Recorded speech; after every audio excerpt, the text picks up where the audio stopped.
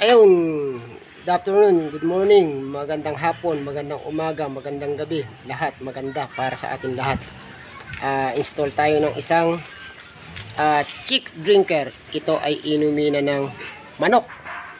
Kung saan kailangan yata dito matalinong manok ang kailangan dito, dahil di ba kung merong pig drinker, ito naman chick drinker, kung saan ayan mga kabaon katubero. Ngayon gamit ang ating 3/4 inch diameter.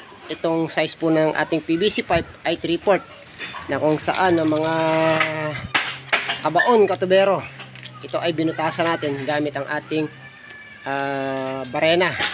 Binutasan natin, naglagay tayo ng hole na kung saan ayun ang diameter nya, almost 1/4.